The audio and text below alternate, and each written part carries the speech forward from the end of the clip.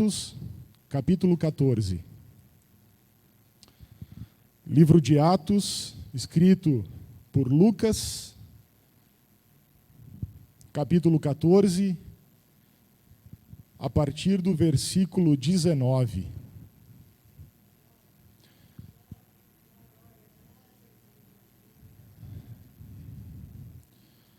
Amém? A palavra nos diz o seguinte: sobrevieram, porém, uns judeus de Antioquia e de Icônio, que, tendo convencido a multidão, apedrejaram a Paulo e o arrastaram para fora da cidade, cuidando que estava morto. Mas, rodeando-o os discípulos, levantou-se e entrou na cidade. E no dia seguinte saiu com Barnabé para Derbe. E, tendo anunciado o evangelho naquela cidade e feito muitos discípulos, voltaram para Listra e Icônio e Antioquia, confirmando o ânimo dos discípulos, exortando-os a permanecer na fé, pois que por muitas tribulações nos importa entrar no reino de Deus. Amém? Glória a Deus, irmãos. Uma palavra rica, uma palavra abençoada, uma palavra de vida e uma palavra de amor. Muitos aqui usam esse texto para pregar sobre missões, sobre evangelismo. Sim, verdadeiramente. Mas o Espírito de Deus me tocou para irmos para outro lado, porque a palavra de Deus ela é viva e fala conosco em cada momento que abrirmos para ler, se assim a deixarmos falar conosco. Então, aqui Paulo e Barnabé, eles já tinham chegado em Icônio, se a gente ler desde o início do capítulo 14, ali anunciaram o evangelho com ousadia, a palavra de Deus, a palavra da graça, e muitos foram convertidos. Porém, ali já arquitetaram contra eles também que fossem apedrejados, que fossem mal falados. Eles viram isso e fugiram para Listra. Chegaram em Listra, fizeram o quê? Pregaram o evangelho, muitos foram convertidos e sinais de curas e milagres foram operados em nome de Jesus Cristo. Coxos começaram a andar. E o que aconteceu? Ali o apedrejaram. Ali aqueles que estavam em Antioquia e Icônio se juntaram, foram para Listra, fofocaram, fizeram um motim, convenceram as pessoas e apedrejaram Paulo violentamente. E aí a Bíblia nos diz que eles seguiram. Eles foram para Derbe. Chegaram em Derbe, fizeram o quê? Evangelizaram. Pregaram a palavra de Deus. E muitos foram convertidos. Muitos aceitaram a palavra de Deus e foram salvos. Barnabé e Paulo retornam para onde? Para Listra. Irmãos, como a palavra revelada pelo Espírito Santo não é evangelismo, eu saio daqui agora e vou para outro ponto, que é onde o Espírito Santo me chamou muito a atenção. Mas eu tinha que fazer essa introdução para dizer para vocês que realmente a vida do cristão, a vida do crente, ela não é fácil. Ela não é fácil. Que existe um chamado, sim, para mim, para você, para quem está em casa assistindo nesse momento. E qual é o chamado? O chamado é que para eu e você, para nós sermos salvos em nome de Jesus.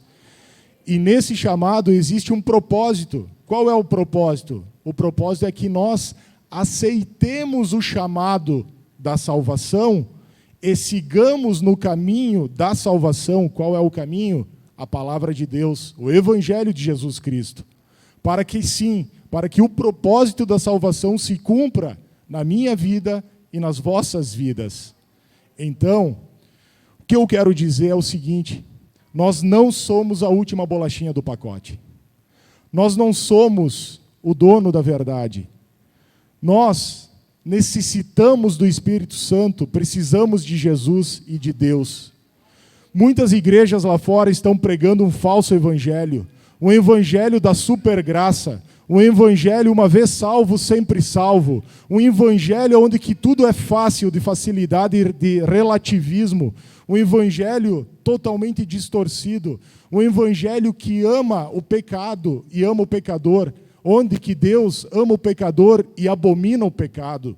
Então eu chamo a atenção, meu irmão, minha irmã, como igreja verdadeira de Cristo, aqui sim, igreja, Cristo é a luz do mundo, é a igreja de Cristo em Bento Gonçalves, no bairro Progresso. Aonde que eu chamo a atenção para o quê? Paulo e Barnabé foram muito usados no evangelismo, no trabalho missionário, levando a palavra de Deus, fundando igrejas de Cristo pela Ásia e pelo Oriente Médio. E se eles não foram a última bolachinha do pacote, o que somos nós para nos considerarmos a última bolachinha do pacote? Então, meu irmão, minha irmã, você que está aqui hoje, visitante, quem está em casa de outra congregação, eu te digo o seguinte: cuide para que o teu nome, o meu nome, não seja riscado do livro da vida. Porque não existe a supergraça e, sim, se voltarmos a pecar, Jesus fala que o nosso nome vai ser rabiscado, vai ser riscado do livro da vida e nós vamos para o fogo eterno. Nós vamos para a segunda morte eterna. Então, meu irmão, o que eu quero trazer? Trazer que existe o evangelho da salvação e que existe esse propósito de Deus sobre a minha vida e a tua vida de salvação. E que convém, como Paulo nos alerta aqui, que venhamos a, infelizmente, sofrer várias perseguições, tribulações, doenças, dores, muita coisa convém que nós viemos a passar para que possamos herdar o reino de Deus. O que isso quer dizer, meu irmão? Que nós precisamos nos cuidar. É fácil cair, é fácil sair do caminho, é fácil dizer não, negar Jesus Cristo.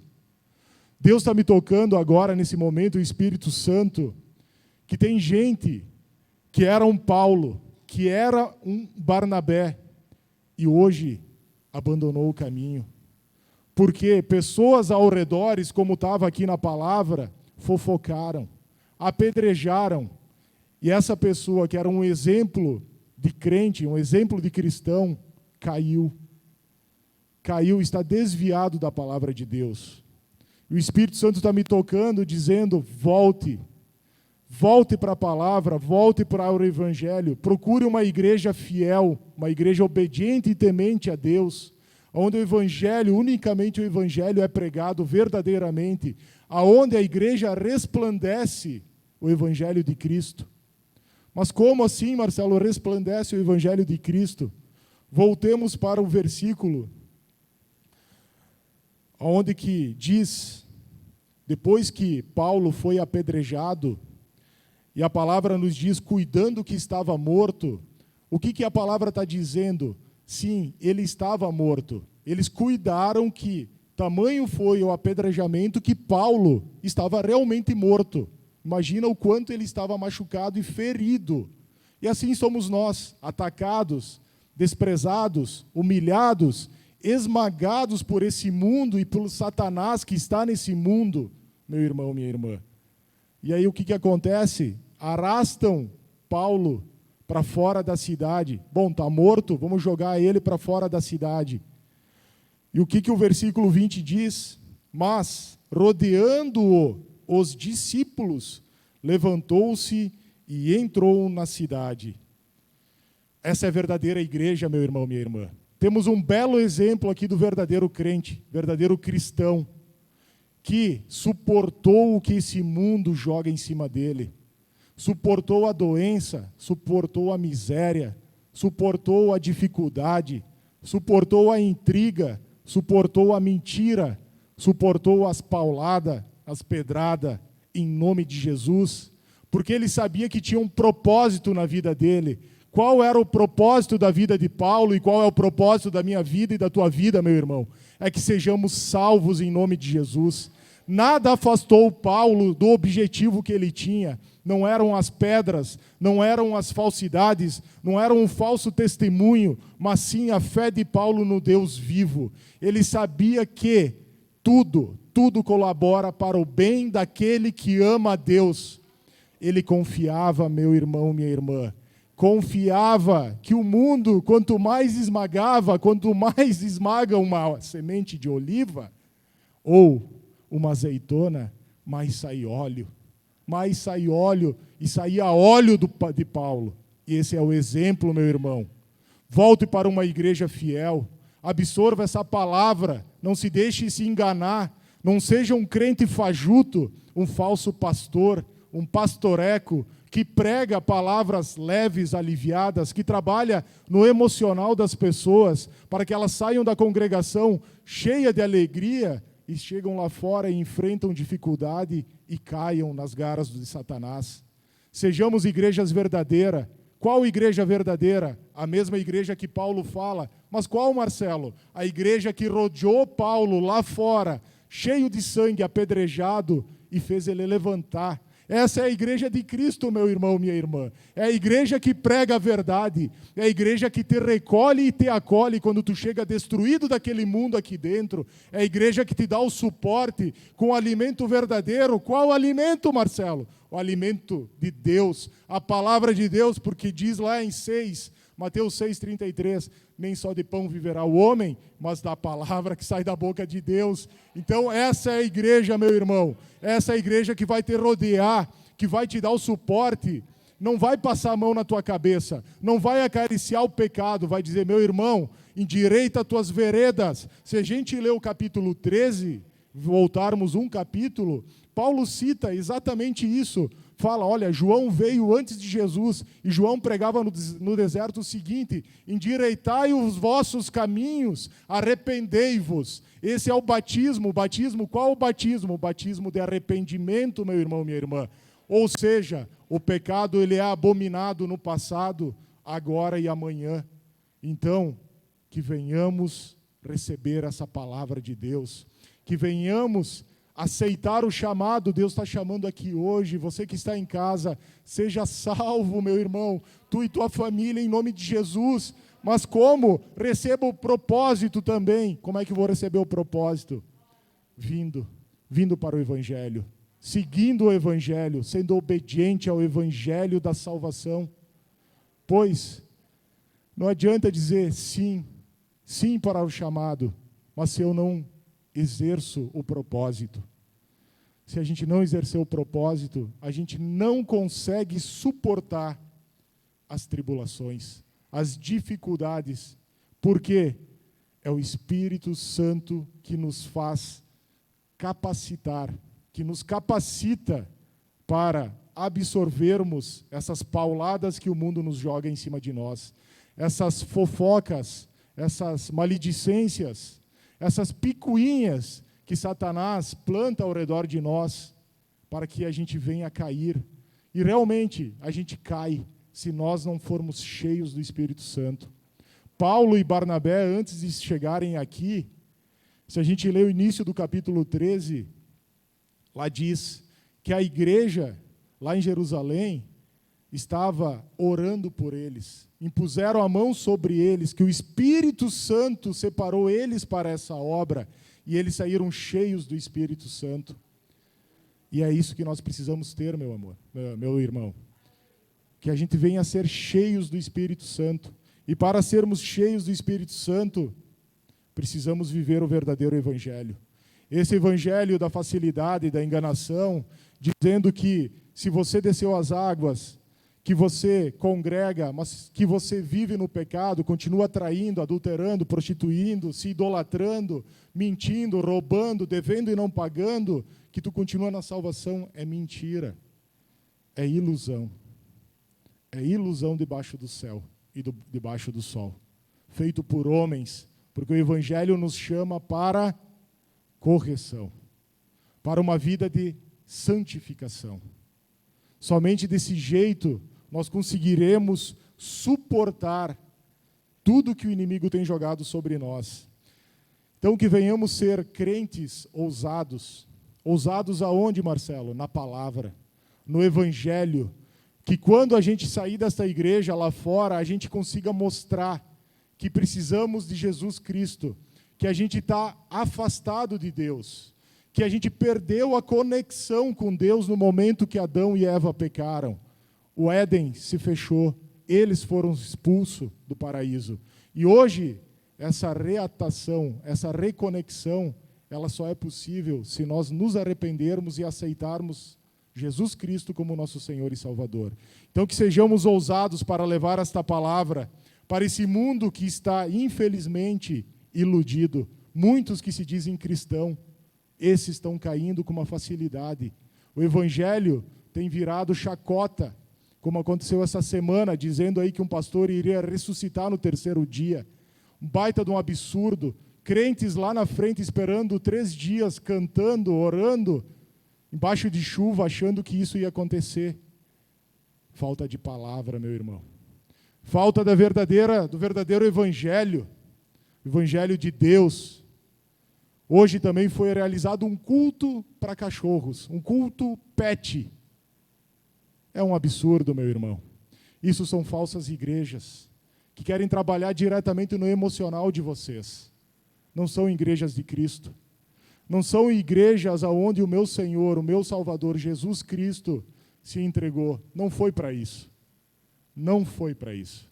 Paulo, eu vejo aqui que ele não resistiria se ele estivesse numa congregação como essas que eu citei agora. Mas ele resistiu por quê?